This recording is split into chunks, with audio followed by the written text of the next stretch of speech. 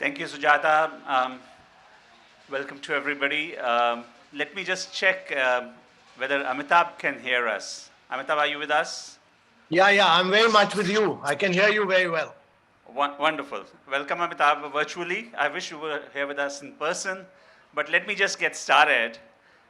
With India's presidency of the G20 starting from the 1st of December, I think it would be an understatement to say that the most powerful plurilateral body in the world has a remarkable new set of challenges. The pandemic and the Ukraine war have once again exposed fragilities of the post-World War multilateral system. The G20 over the years seems to have done fairly well in terms of protecting banks and international financial institutions, but hasn't really stepped up to the plate when it comes to protecting the people and the planet. And we're hoping that that's an area where it starts doing more. India's own presidency of G20 is characterized by the motto, Vasudev Kutumkum, and which really means the word is one family. And in fact, the tagline of India's G20 logo is one earth, one family, one future. It's a great tagline, but are we really in a position to deliver on some of the many aspirations and expectations that the world has? Let me first come to Amitabh, who's the Sherpa for India on G20. Amitabh, if you had to outline three key areas or three priorities for India, what would they be?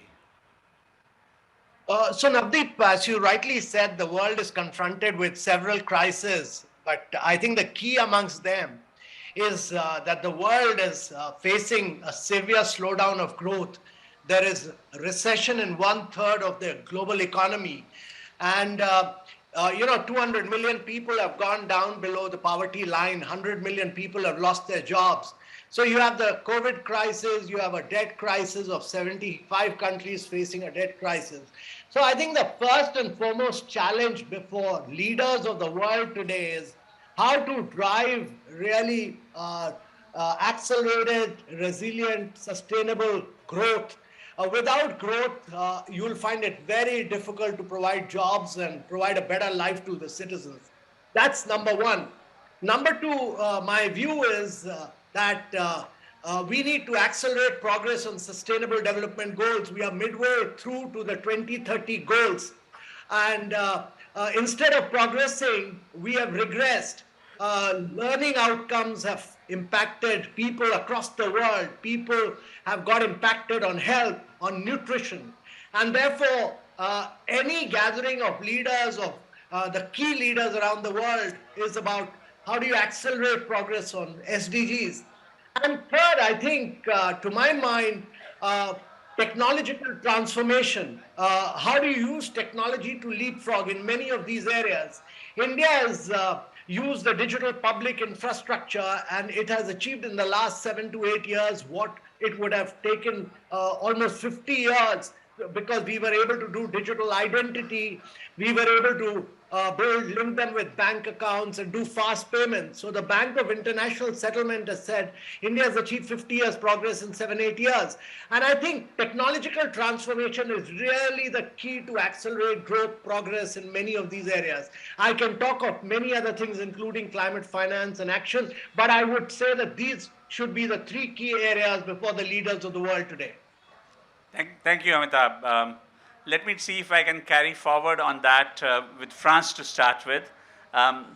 Emmanuel, there's been a fair bit of disappointment with the multilateral system. It hasn't lived up to its original potential. It hasn't lived up to the expectations that people have, whether it comes to the war in Ukraine or the pandemic before that, or even addressing the climate change agenda. This G20, there's a task force on reform of multilateralism, multilateralism 2.0. What does France think about this? Well, thank you, Navdeep. And the challenges have been very well exposed by Amitabh. It's unprecedented. And the paradox is, as you said, that in that context, the ability of the international community to find solutions jointly is very weak. I mean, you mentioned the pandemic. I mean, at a time when we should have gathered our forces, what we've seen was just the opposite. It's been a huge exposure of selfishness, competition against countries. We've seen countries competing on airport, landing strip to grab some vaccines, some protection kit, from masks, from each other. And we see that also more recently on Ukraine. We have an unprecedented war in Europe, a pure aggression by a country against another, something that reminds us of the 19th century, and a community, obviously, because one permanent member of the Security Council is involved, finding difficult to find common solution, common mandate to move forward. So these two examples really shows the current situation, the lack of real international order. We've been switching from an order which was a balance of power, I think, until World War II, then switching to something which was a Cold War model with two blocks opposing each other, to a system where there was one big power organizing the world, to a system now where it's not unipolar, it's multipolar maybe, but without stability, without order, without any system arrangement to deal with the issues. And I think this is exactly something which is not totally unusual, but it's a transition phase. When you move from one order to another, you have a phase of instability which is quite challenging, and that's where we are.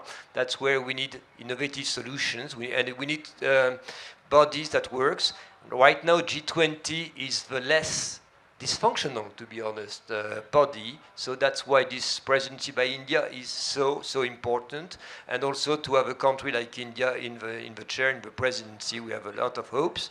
Because one of the issues is to make sure that you don't pitch countries against each other.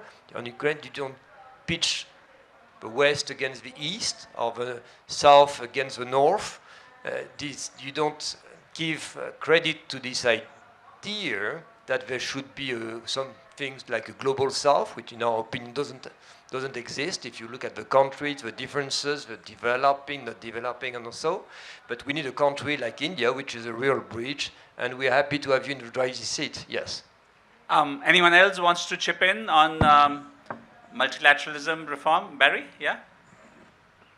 So Navdeep, I have no complaint with anything that Emmanuel has said, but I think that it ought to be recognised, and Amitabh ought to take credit for this in part, that India never allows a dysfunctional system to stop it achieving a goal. And we see that in Jaishankar's approach to foreign policy with what you experts and trained people call plurilateralism, where we have bilateral relationships, trilateral relationships, a quadrilateral relationship, and essentially countries focused on the same issue trying to get things done because of the dysfunction at the multilateral level. And I think that one of Amitabh's clear challenges in the G20, and I think, Emmanuel, you're right, it's the least dysfunctional body that exists, but nevertheless, we can't allow external issues to distract from the main game. And I have no doubt that Amitabh won't allow that to happen, but just to give you an example, that when the Quad met in Australia last February, they did not allow events in Europe to divert them from their focus on the Indo-Pacific. And that's the sort of discipline that's required. It's the sort of discipline that politicians at times have to practice, because there's never an easy solution. There's always lots of distractions, and you don't get stuff done if you get distracted. Amitabh, you want to add anything about, give us a secret insight maybe to our audiences on how you are trying to drive this multilateralism 2.0 agenda?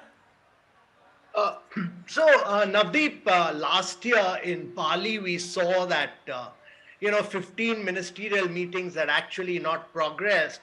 They could not achieve a consensus, and no communique was issued in 15 meetings.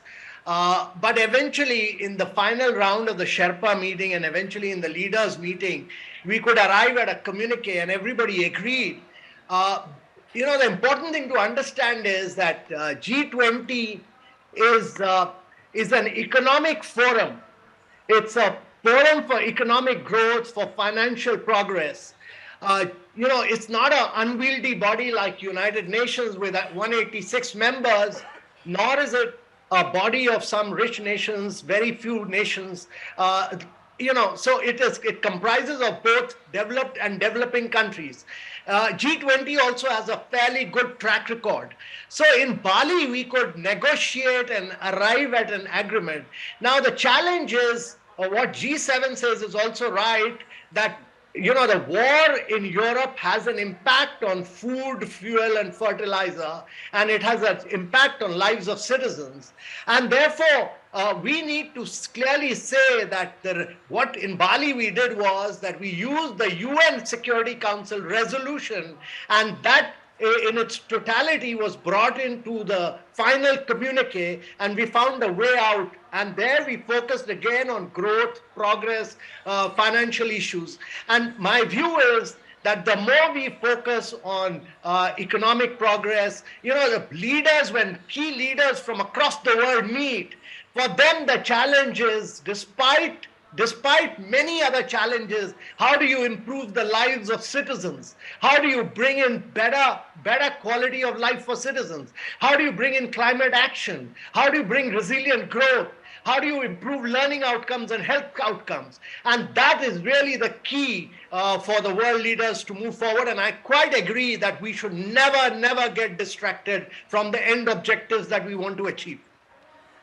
You make a valid point about G20 being focused on economics, but the interconnection between economics and politics, or the geoeconomics and geopolitics, is probably stronger than it's ever been before. You touched on 2 points, and I'm going to pass those to Abdulnasser Alshaali. You mentioned food security. It's an area that he's worked on, but you also mentioned climate action. And UAE is an interesting position. You are hosting COP28 this year. You are one of the world's largest producers of hydrocarbons, but you're also the only country in the Middle East to have a nuclear power plant and a fairly large commitment to nuclear energy. You host the IRENA, the International Renewable Energy Agency. So on one hand, people would say that you make a considerable contribution to production of hydrocarbons and to carbon dioxide, but beyond that, you're also trying to take some actions. Do you think that with your position straddling the global north and global south, are you in a position to try and build a consensus on some of the issues that really matter, whether it's climate finance that Amitabh referred to, or loss and damage, or adaptation, mitigation? Sure. Thank you, first of all, for having me and for being the first conversation where no one comments on my age. So, to give you here some kind of perspective, I think the interesting part for everyone is how can a hydrocarbon producer be the chair of COP28 or the president of COP28, and what does that mean for everyone? And the way to look at it is that we do present both views in terms of, yes, we do produce oil and we do export oil, but at the same time we are also committed to the climate. And this is why we have invested $50 billion in the past. We're going to invest $50 billion in the future, not only in the UAE, but also in other countries. What we are very keen on is energy security. And energy security does not mean hydrocarbons per se, but it means that you have reliable sources of energy, and those sources can be whatever that works best for each country, and each country has its own strengths and its own weaknesses. So this is also why we were the first country in the Gulf to have ratified the Paris Agreement. We were also the first country to commit to net zero by 2050, and I would believe here that the fact that we can present both points to everyone and try to put together some sort of consensus where we are today best positioned to bridge that gap. that you can see whether you're talking about the north or the south, or the fact that we are bridging the gap between hydrocarbon producers or countries like Costa Rica, for example, where most of their energy is renewable. We are today in that position, and that's what we want to leverage on, and that's what we want to maximize on. Drew, Amitabh mentioned about the imperative of economic growth. Trade is a key driver of economic growth, but what we've seen the trend over the last few years is towards greater protectionism. More barriers, more countries creating silos, which run counter to the trade drives growth kind of theorem.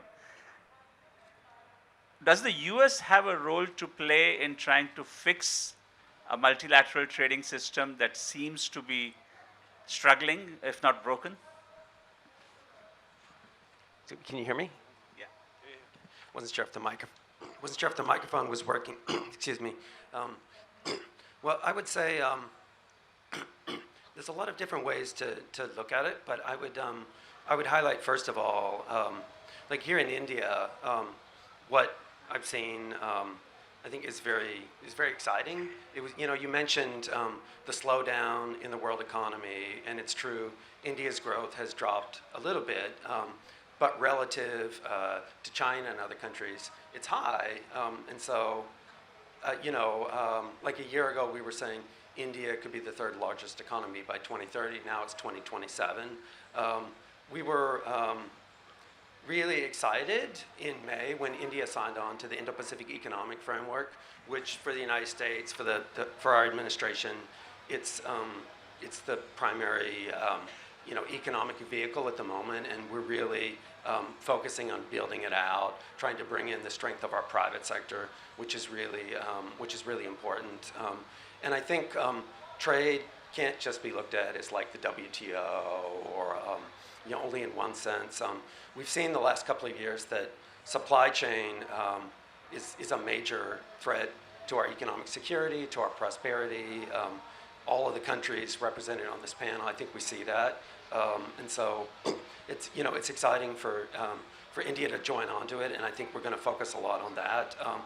You are right that in forum like the WTO, there are significant problems, significant hurdles, and those won't be resolved in a day at all. But things like with whatever the sector it is, excuse me, whatever the sector it is, whether it's like trade in like in vaccines and in the pandemic, etc. We're trying to focus things on a way that will really be cooperative and provide positive results. I don't know if that answers all of your questions, but happy to keep talking. Sure. Barry, still on the subject of trade, Australia was at the receiving end of some fairly violent trade treatment from China. And one of the things that Chinese actions did was to create this awareness of the need for more resilient global supply chains. And Australia seems to have a fairly critical role when it comes to India's ambitions for lithium for our electric vehicle industry, which is growing very rapidly, potentially for the semiconductors industry. We've been talking about this for the last 3 or 4 years, bilaterally in the context of Quad. Is anything happening on it?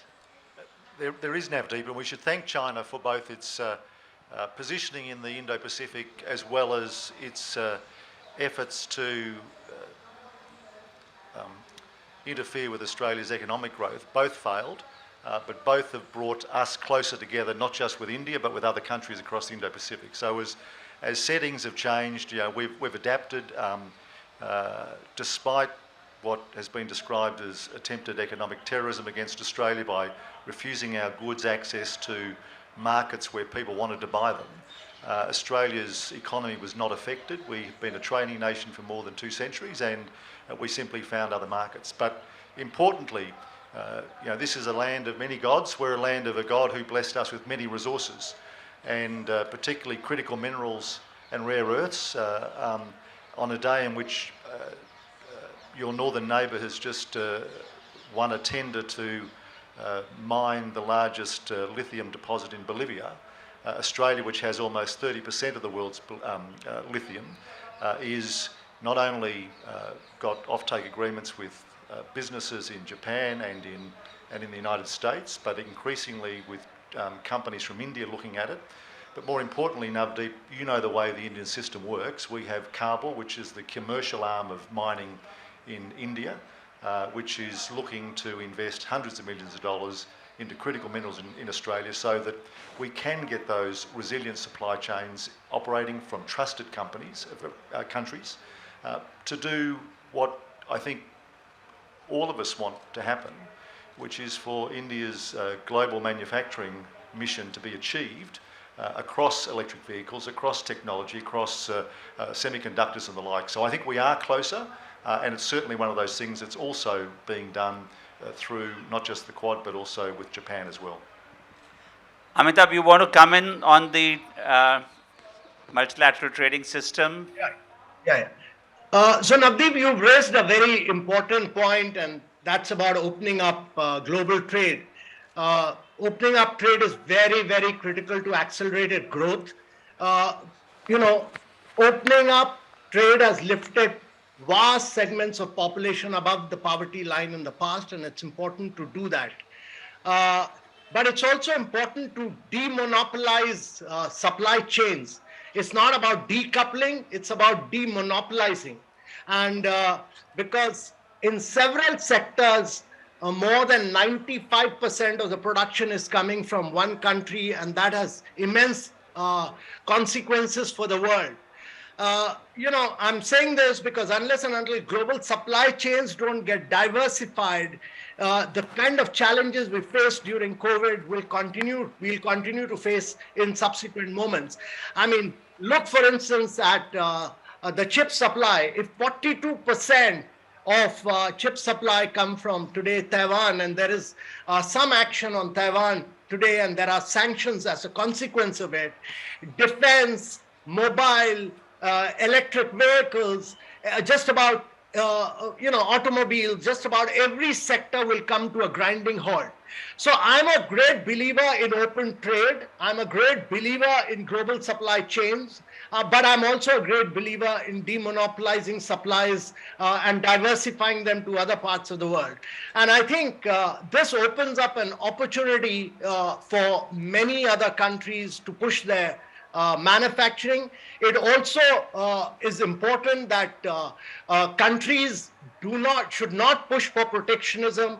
The new Inflation Reduction Act of the United States of America is extremely protectionist in nature. It's one of the most protectionist piece of work ever done in the world, and that needs to be opened up for trusted partners like Australia and India. Thank you. Thanks, Amitabh. I think first, let me see if Emmanuel wants to say something and whether Drew wants to react to that. Thank you. I just want to add my voice to what's been said by Amitabh and by Barry.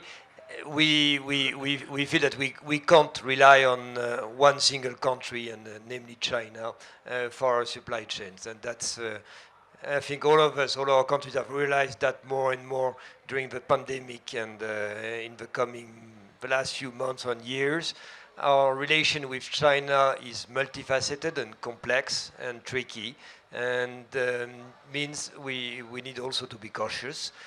China can be for all of our countries sometimes a partner that we see on global issues, on fight against climate change.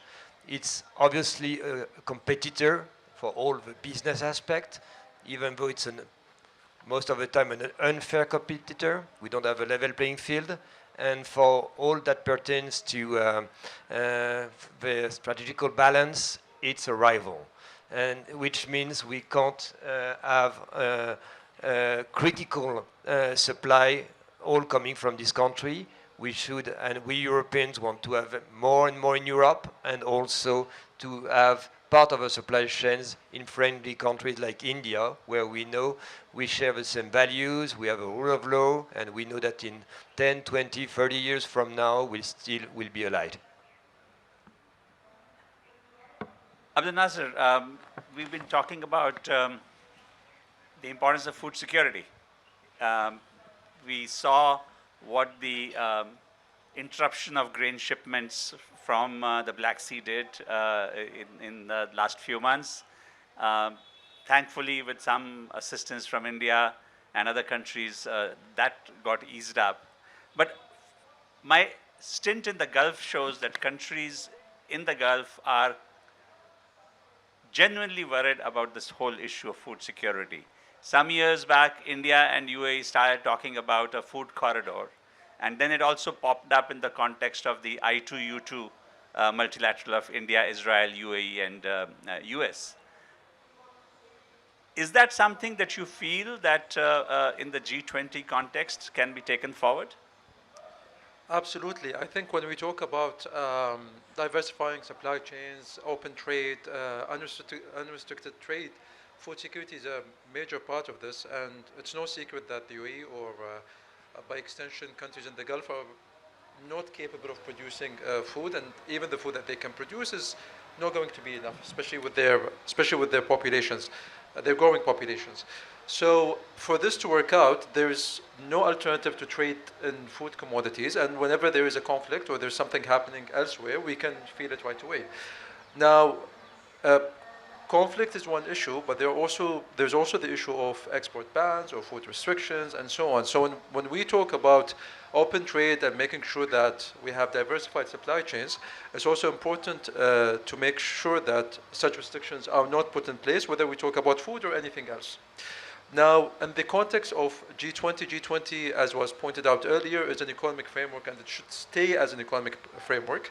We should be discussing such matters. We should be focusing on how can we diversify supply chains, how can we make them more resilient, so that when something like a pandemic, like COVID-19 or anything else does happen, countries that rely on food imports are not significantly negatively impacted. Drew, you want to comment on that?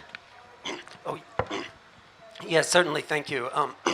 So many really salient points have been made. Excuse me. Apologize that I still have a little bit of a cold. It's chilly out. So many points have been made. I would say, first of all, on clean energy, the passage of the Inflation Reduction Act in the U.S. was, I think, a key moment for us, in that it's a huge amount of money, and we really hope to work and move forward together on climate change, which I cannot think of any other problem in the world, which is one that we so much face together. No country, no matter what technology or abilities they have, is going to be able to wall themselves off from climate change. So we rise and fall together, and we face it together. It's something that we really want to work hand in hand with India and the other countries assembled here on. I would point to one quick example, if you allow me, would be, for example, the first solar project outside of Tamil Nadu that the U.S. Development Finance Corporation announced about a year ago. It's really getting going now and will be up soon. But it's a $500 million contribution from the DFC, and it's focused on producing solar panels here in India. But I also mention it because I think it's a good example of how it's really not good for us to kind of simplify or focus in on a single element of these problems that we face together in the world, because of course it's not just about clean energy, but it's also about supply chain security, right? It's about making sure that we're not overly reliant on China to control the world's solar panel sector, and so there's multiple goals in working with India on this, and it's just one example. Barry, you want to comment on any of these aspects?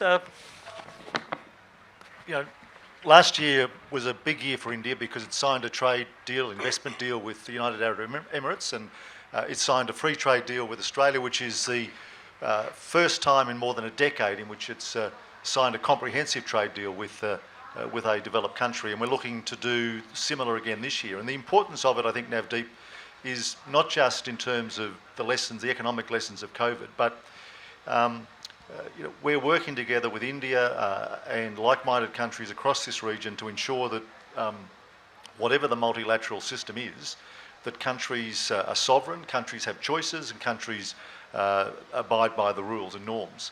And economic growth is critical to that, because governments can't do much if there's not a strong economy, if they don't have the resources to not only meet the needs of their citizens, but also then to engage across the Indo-Pacific. So I think India's continuing willingness to embrace the world, to demonstrate that it is no longer afraid of competing on a world market, opening up itself to inbound investment and opening its markets to inputs from other countries, is a great sign, not just for India but for the world, and for the same reason that Emmanuel said, that we do need to have competition.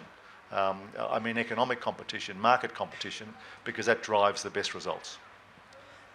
Amitabh, any last word from you on this, on food security or on any other aspect of the G20 before I open it up to our wonderful audience? No, it's important for India to become highly productively efficient.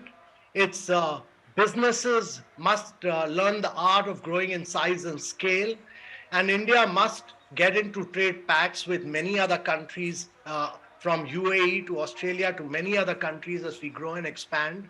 It's critical if India has to grow at rapid rates and if it has to become a developed economy by 2047. It's necessary because, every time India has grown in the past, it's grown when trade has grown. Exports are a very critical component of our growth. And it's also important to understand that there is an import intensity to exports. So if you will be an integral part of global supply chain, if you are able to bring in goods, you are able to add value and then export. So you need to, Indian businesses must become a very integral part of global supply chain. That's critical from a manufacturing viewpoint. And that's increasingly happening in India as we see this with Apple, with Samsung, and many other manufacturing companies. On the food side, it's very important to say that we should remove all, in the context of the present geopolitics, it's very important to remove all roadblocks on food and fertilizer, because today's you have a fertilizer crisis, tomorrow it will be a food crisis. And therefore, in Bali also, we tried to find solutions to all the political crises which are impacting food and fertilizer. That's important to my mind, and that is what we'll continue to press for in the coming days. Wonderful. We have about 9 minutes. Any questions? My request will be, let's make it a question, not a comment or a long statement. Introduce yourself, and if there's one particular panelist that you want to address yourself to, please say so. Yes, the gentleman behind. Yes. Hello, my name is Priyank and I work in the semiconductor industry. So my question is more academic in nature, and the question is that what is more important and how do you decide? Economics or something more existential as climate change? And anyone particular it's addressed to? I'd love it if Amitabh answers in Indian context and perhaps to Barry as well in Australian context. Okay. So Navdeep, India is not responsible for carbonizing the world, but it must take the challenge of becoming the first country in the world to industrialize without carbonizing.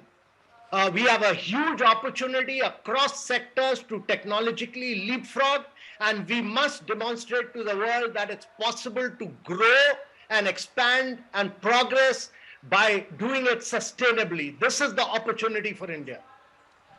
And from Australia's perspective, we had a change of government in May of last year, which is going to deliver to my country a settlement on climate. It has advanced Australia's goals in terms of matching the rest of the world. It is addressing energy issues at home to ensure that there is a rapid move towards renewables, away from those traditional sources of generation in Australia. But at the end of the day, governments always have to do more than one thing at once. And so you have to do these things in a way that doesn't destroy your economy, but you've also got to meet deadlines and join the globe, because individual countries cannot go it alone, either in advancing this cause or in trying to hold it back. The lady in the front row.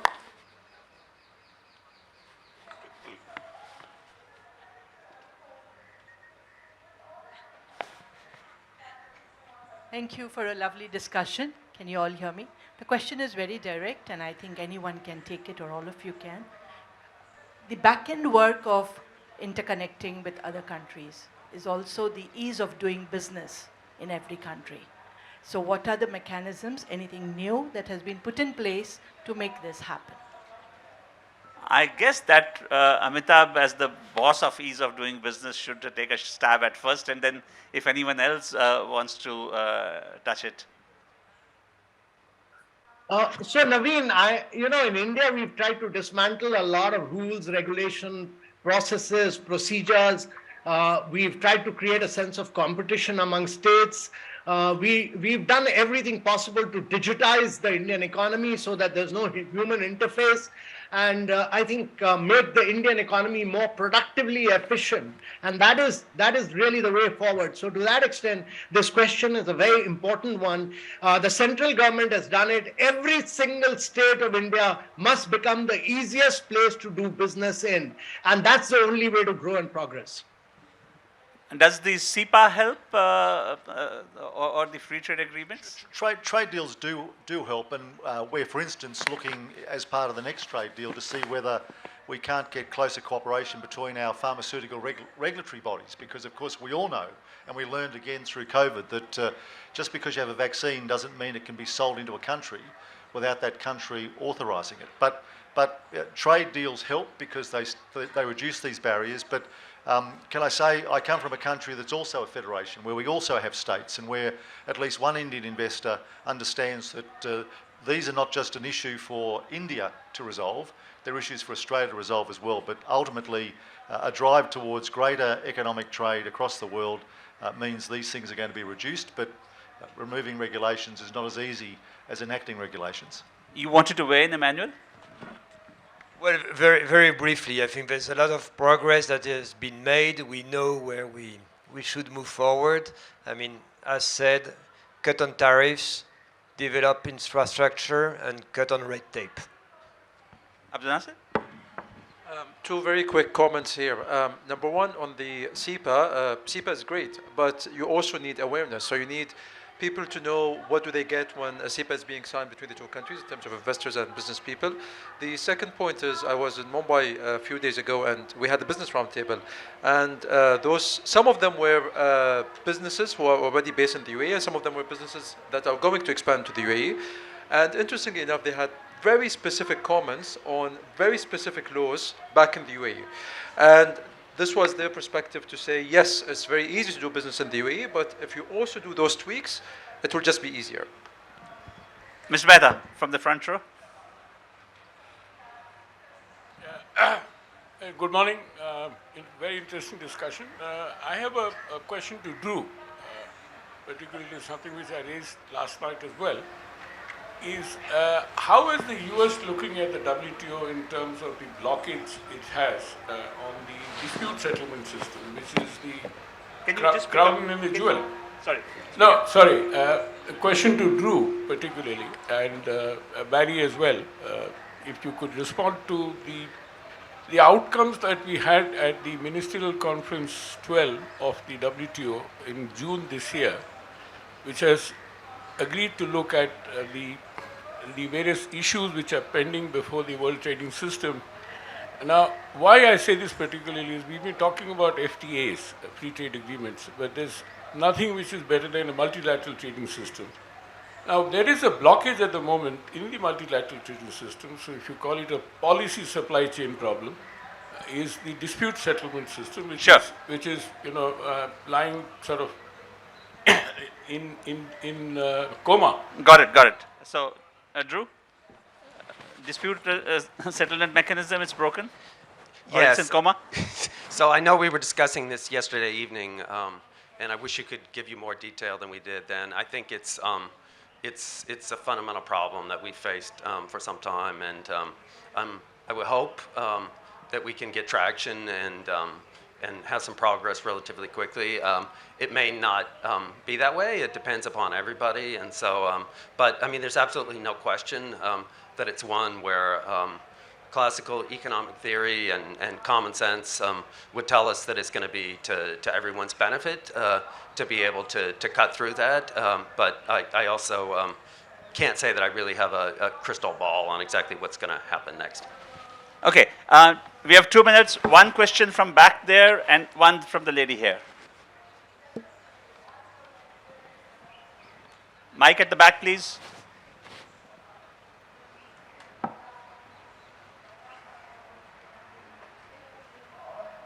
Yeah, thanks for the time. And my question would be pretty much on the supply chain demand, what we are mentioning in the present situation.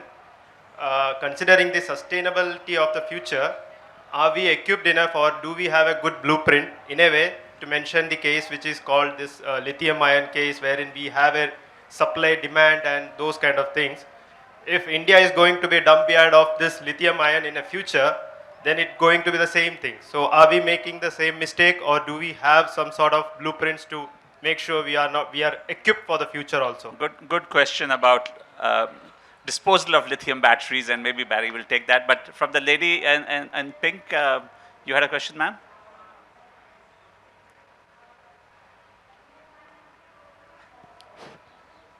Well, thank you. Hi, Barry. Good to see you again. I have been a sarpanch in Rajasthan for 10 years, so I'm rooted to the grassroots development. So a question for all of you, really, because when we're looking at the global scenario in making a dent in the global economic space, so to speak, I often feel that nations do tend to miss out on finding local solutions to local problems, especially if you're looking at larger nations such as ours. So my question is, how do we do the balancing act? What's the trick to it? And because often when these policies are made at the central or the federal level, then that remains the focus, and the rest is kind of put in the sidelines. So that's the question for all of you. Thanks. Thank you. This need not be an Indian perspective. This is a global perspective. So Barry, lithium batteries, great to make them. Do we have a plan to dispose them as well? Coming, and I do not believe governments will make the same mistake again, at least for a decade. Okay, Emmanuel, you want to take the local versus global question? Yeah, but could you just sum it up, because I couldn't hear the end of the question. She heads a local village elected body in a village, and so she's interested that it's great to talk about global matters, but what about local issues and local solutions? Yeah, I mean, true.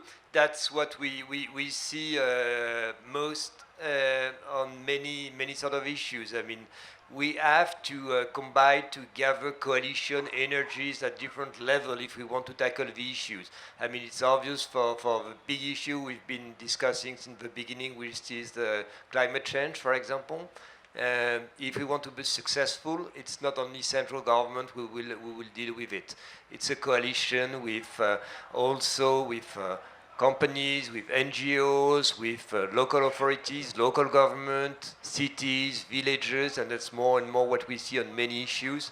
I mean, the world we're living in is very decentralized, and we have also, and that's more and more the responsibility of politicians, of people in charge, is also to gather this energy to make sure that they work in the same direction, rather than making the decision themselves or giving orders or things.